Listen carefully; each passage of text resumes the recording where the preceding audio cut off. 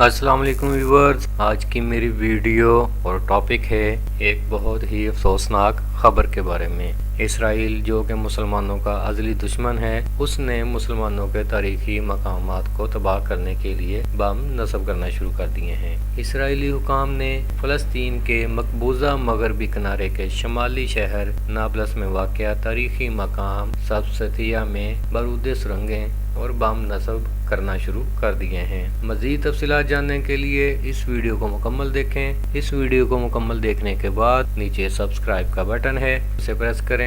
साथ में bell button है, उसे भी प्रेस करें और शेयर और लाइक करना तो मत भूलिएगा। चलिए आगे बढ़ते हैं।